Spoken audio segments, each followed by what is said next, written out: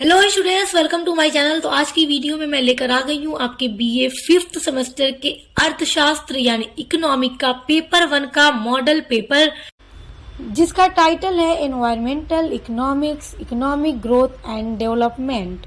तो ये आपका पेपर 1 है और आज की वीडियो में मैं लेकर आ गई हूँ इसी पेपर का आपका इम्पोर्टेंट अति लघु यानी very short question and answer, जो कि बहुत ज्यादा इंपॉर्टेंट क्वेश्चन है, वही मैं आज की वीडियो में आपको बताने वाली हूँ, जो 2023-24 की परीक्षा में आपसे पूछे जाएंगे अति लघु में। तो चलिए देखते हैं आपके उन सभी महत्वपूर्ण प्रश्नों को जो हर हाल में आपके पेपर में आएंगे ही आएंगे। चलिए शुरू करते हैं। पहला महत्वपूर्ण प्रश्न है आपका, सतत विकास के लक्ष्य क्या है? क्या लक्ष्य है सतत विकास के?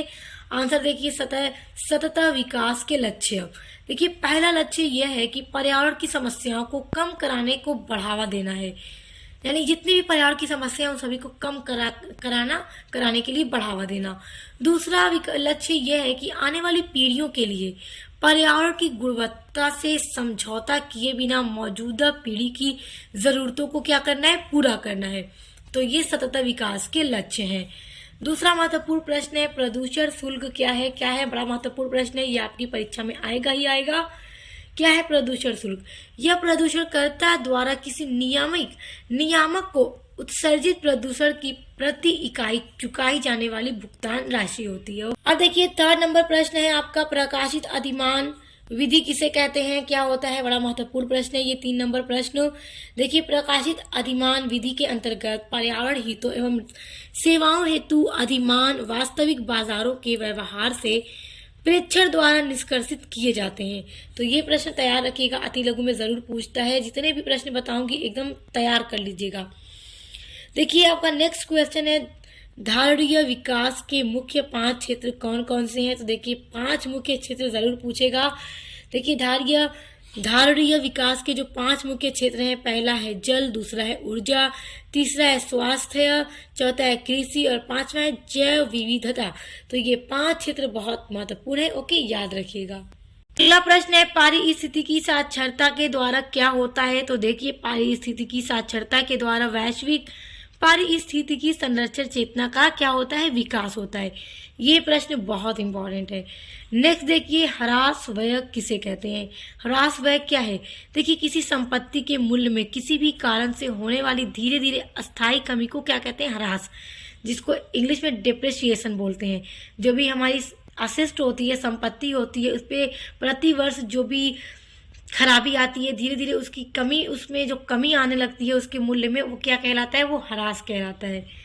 अब देखिए, अगला प्रश्न है, आर्थिक विकास की अवधारणा को स्पष्ट कीजिए। तो आर्थिक विकास की अवधारणा, देखिए ये प्रश्न आपके अति लघु में जरूर आपसे पूछेगा, बहुत महत्वपूर्ण प्रश्न है। आर्थिक विकास से आशय उस प्रक्रिया से है जिसके परिणाम स्वरूप क्या है? देश के समस्त उत्पादन साधनों की का कुशलतापूर्वक दोहन होता है। ओके, और साथ ही साथ राष्ट्रीय आय और प्रति व्यक्ति आय में निरंतर एवं दीर्घकालिक वृद्धि भी होती रहती है। जो भी प्रति व्यक्ति आय है और साथ ही साथ जो राष्ट्र की आय है, उसमें भी क्या है? निरंतर बढ़ाव होता रहता है।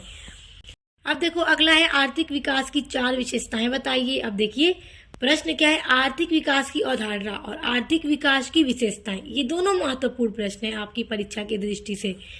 देखिए, आर्थिक विकास की जो विशेषताएं हैं, 4 विशेषता याद रखिएगा, अति लघु में लिखिएगा आपको पूछेगा तो, क्योंकि 50 शब्दों में आपको छोटे छोटे उत्तर देने होते हैं। पहली विशेषता ये है कि आर्थिक विकास क्या है? एक प्रक्रिया है। दूसरा है ये कि आर्थिक विकास राष्ट्रीय संसाधन के उपयोग में मदद भी करता है। तीसरी विशेषता ये है कि आर्थिक विकास से जीवन स्तर में सुधार होता है। और चौथा ये है कि आर्थिक विकास से आधारित संरचना में परिवर्तन होता है।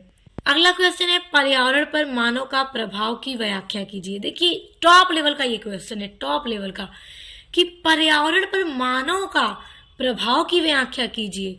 देखिए, पर्यावरण पर मानव के प्रभावों के 2 प्रमुख वर्गों में हम बांट सकते हैं। पहला कि प्रत्यक्ष प्रभाव, दूसरा अप्रत्यक्ष प्रभाव।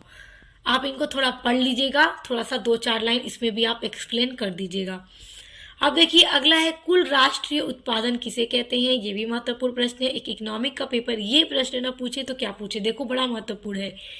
कुल राष्ट्रीय उत्पादन किसे कहते हैं? तो किसे कहते हैं? किसी देश के निवासियों द्वारा देश में एक वर्ष में किए गए जो अंतिम रूप से उत्पादित कुल वस्तुओं एवं सेवाओं के मौद्रिक मूल्य को कुल राष्ट्रीय उत्पादन कहते हैं। ओके, याद रखिएगा। अब देखिए अगला प्रश्न है, पर्यावरण का अर्थ परिभाषित कीजिए। अब देखिए पर्यावरण को परिभाषित कीजिए, क्या है? देखिए पर्यावरण दो शब्दों के संयोग से बना होता है, परि प्लस आवरण। इसमें परि शब्द का जो अर्थ होता है वो है चारों ओर, तथा आवरण का अर्थ होता है ढके हुए या घेरे हुए, यानी कि चारों ओर से घेरे हुए या चारों ओर से ढके हुए पर्यावरण का पूरा अर्थ होता है। इस प्रकार पर्यावरण का अर्थ है कि पृथ्वी को चारों ओर से ढकने वाला, क्योंकि पर्यावरण क्या करता है, पृथ्वी को चारों ओर से ढक रहा है। अब देखिए अगला प्रश्न है, पर्यावरण के क्षेत्र बताइए। पर्यावरण के क्षेत्र बहुत महत्वपूर्ण प्रश्न है, टॉप लेवल का ये प्रश्न है, एकदम याद कर लीजिए। पर्यावरण चराचर विश्व में समाया हुआ है और पर्यावरण के 4 क्षेत्र निम्नलिखित है। क्या क्या, एकदम याद कर लीजिए, दिमाग में फिक्स कर लीजिए। पहला है स्थल मंडल, दूसरा है वायुमंडल, तीसरा है जल मंडल और चौथा है जैव मंडल। तो ये 4 पर्यावरण के क्षेत्र हैं, आप इनको एकदम याद कर लीजिए, दिमाग में बैठा लीजिए, फिक्स कर लीजिए। नेक्स्ट आपका क्वेश्चन है, वन्य जीव संरक्षण क्या है? देखिए ये वन्य जीव संरक्षण के प्रश्न आपके अति लघु में जरूर पूछेगा और इसी टाइप के सारे प्रश्न आपके अति लघु में दिए जाएंगे जो आज की वीडियो में आपको बता रही हूँ। देखिए वन्य जीव संरक्षण क्या है? वन्य जीवी की सामान्य तथा संकटग्रस्त प्रजातियों को उनके प्राकृतिक वातावरण में सुरक्षित रखना तथा उन्हें लुप्त होने से बचाना वन्य जीव का क्या है? वन्य जीव संरक्षण कहलाता है। ओके, याद रखिएगा।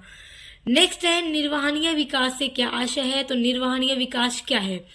आर्थिक विकास और पर्यावरण सुरक्षा के मध्य एक वांछित संतुलन बनाए रखना ही क्या कहलाता है? निर्वहनीय या टिकाऊ विकास कहलाता है, जो आर्थिक विकास और पर्यावरण की सुरक्षा के बीच में संतुलन बनाए रखता है, वही क्या कहलाता है? निर्वहनीय विकास कहलाता है, जिसको टिकाऊ विकास भी कहते हैं। नेक्स्ट है, धारणीय विकास के मुख्य 5 क्षेत्र कौन से हैं? तो धारणीय विकास के जो 5 मुख्य क्षेत्र हैं वो पहला है जल, दूसरा है ऊर्जा, तीसरा है स्वास्थ्य, चौथा है कृषि, 5वां है जैव विविधता। तो ये आज की वीडियो के कुछ महत्वपूर्ण अति लघु उत्तरीय प्रश्न थे जो कि बहुत बहुत ज्यादा इंपॉर्टेंट है आपकी परीक्षा की दृष्टि से। तो आई होप आपको वीडियो पसंद आया होगा। वीडियो पसंद आया तो वीडियो को लाइक, कमेंट, शेयर कर दीजिएगा और चैनल को सब्सक्राइब करके बेल आइकन को प्रेस कर लीजिए ताकि आने वाली वीडियोस के नोटिफिकेशन आपको मिलते रहे। तो अब मिलते हैं नेक्स्ट वीडियो के साथ।